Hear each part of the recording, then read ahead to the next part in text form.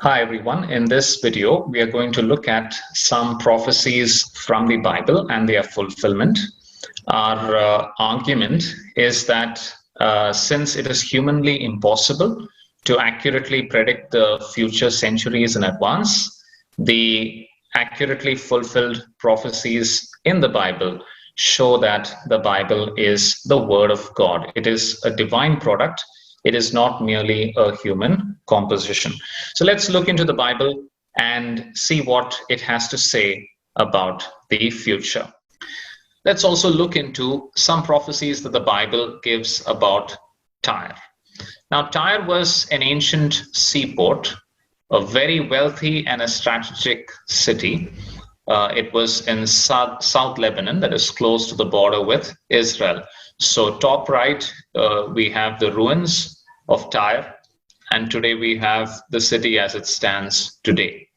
So this was an extremely wealthy and important city because it had a good harbor, and its people had extraordinary skills in astronomy, which translated to navigation, and that translated to good trade on the Mediterranean Sea. So these people, who later were known as the Phoenicians, they established their trading colonies all around the Mediterranean coast. And so Tyre was an extremely wealthy and an extremely powerful city. The city itself consisted of two parts. Part of the city was on the mainland, and the remaining part of the city, or you could say the proper Tyre, was an island about half a mile out into the sea. Now, what does the Bible say about Tyre? Ezekiel was a prophet of Israel who was exiled in Babylon, and he writes like this. He says, in the 11th year of his captivity, that is in 586 BC, the word of Yahweh came unto me. Son of man, because Tyrus has said against Jerusalem, she who is the gateway of the people is now broken. I shall be filled now that she is laid waste.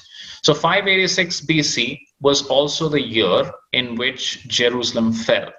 So the kingdom of Judah was completely destroyed, and Tyre apparently rejoiced because of that. And so God is saying that his judgment is going to fall on Tyre.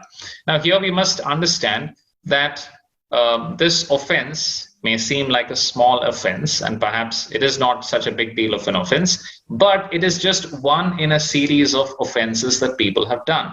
The people of Tyre were idolaters, and they were not just idolaters, but their idol worship was accompanied by extreme forms of sexual immorality and debauchery, and they also indulged in human sacrifice. So this was a nation that was ripe for judgment. At the same time, it was a civilized nation, highly prosperous and powerful. So God says that my judgment is going to fall on them.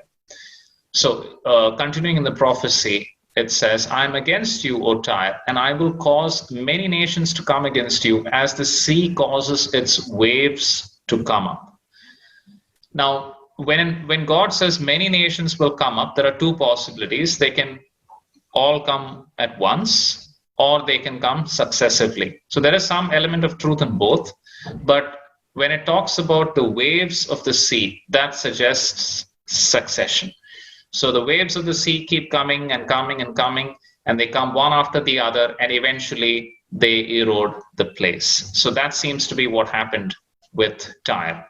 Then God goes on to say, I will scrape her dust from her. I will make her like the top of a rock, and it will be a place for the spreading of nets in the midst of the sea. So in other words, the city is going to be completely desolate. Then further, God says, I will bring upon Tyrus Nebuchadnezzar, king of Babylon. And with his hoofs of his horses, he will tread down thy streets, he will slay thy people, and thy strong garrisons shall go down to the ground. So God is predicting that the same King Nebuchadnezzar who destroyed Jerusalem, and that prompted the people of Tyre to rejoice because of the rivalry that they had, the same king is going to come and attack them as well. And then God also says, they shall give your wealth as plunder, and make a prey of your merchandise, and they shall break down your walls, your pleasant houses, and they shall toss your stones, timber, and dust in the midst of the water. So the attackers of Tyre are going to toss her stones and timber into the midst of the water. So you have an elaborate prophecy against Tyre. Now, the phrase "the waves of the sea" suggests successive fulfillment in parts. And if we look back at history, that is what seems to have happened. So I've put different colors for the parts that got fulfilled in different times. So green is the first wave. God speaks about Nebuchadnezzar, who was a king at the time that this prophecy was being delivered. And then comes the blue, the second wave, and then the third wave. So let's look into those details. So in 586 BC itself, that is shortly after Ezekiel delivered this prophecy, Nebuchadnezzar started a siege of Tyre, and it went on for 13 years. Now, as I said, Tyre had two parts. So when there was a siege, it would happen that at least some of the people who were able would go from the mainland to the island, because there it would be more secure. So right bottom, we have an image of Nebuchadnezzar. He's the king of Babylon, great emperor, who led this attack against Tyre. So the record of Nebuchadnezzar's attack against Tyre is well documented in Babylonian history. He used land war equipment because much of his attack was directed towards the mainland city. There was not much he could do about the island city. He was not an expert in naval warfare. And so the siege went on for 13 years. In other words, it proved to be a costly affair. Eventually, Tyre relented and agreed to pay tribute to him. So that was what they had been resisting. However, Nebuchadnezzar did not completely destroy the city. He no doubt got some money paid as tribute, but it was not commensurate with the expenses that his huge army must have incurred for 13 years. In fact, in a subsequent chapter, Ezekiel himself says, God tells Ezekiel that, Nebuchadnezzar has done so much, but he has not got sufficient payment for what he has done. Fast forward a couple of 100 years, and that's the time of Alexander the Great. Alexander came conquering eastward from Greece, and he approached Tyre, and he requested them if they would let him sacrifice in the temple that was there in the island city. So they said, no, that temple is a place that is not allowed for non-citizens, so you can't sacrifice there. You'll have to sacrifice in a secondary temple that's on the mainland. So that infuriated Alexander, and he decided to lay a siege on Tyre. Now, Alexander and his Greek army had naval capabilities. So they were able to surround the island with ships. So that side of the campaign was there. But apart from that, what Alexander the Great did is that he made a causeway from the mainland to the island city. Now, in order to build this causeway, he had to toss off the stones and the rubble and all the timber and the material that was there in the mainland city into the sea.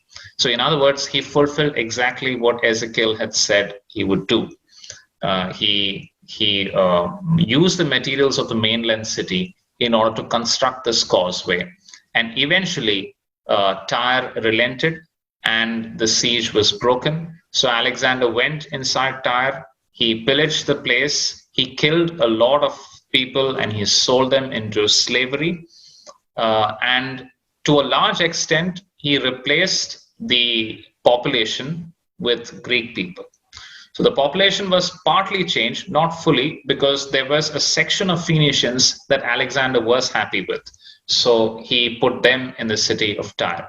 So he plundered the city, but at the same time, he did not destroy it completely. You can say it was destroyed and quickly made again. The people of Tyre continued their trade, they continued earning a good amount of income, and so the city continued, although it was dealt with a devastating blow, and this blow involved the tossing of the rubble of the old city into the sea. The third wave came in 1291 AD when the Mamluk dynasty in Egypt attacked Tyre, and this time there was complete destruction. The population was annihilated, and the whole surrounding area was also destroyed as part of the scorched earth tactics of the Mamluks. So this was the complete destruction of Tyre that was prophesied about in the book of Ezekiel. Now, for around 400 or 500 years, there was absolutely nothing there. This is a painting from the 1670s, which just shows a few ruined buildings and the sea and a few boats sailing in the sea.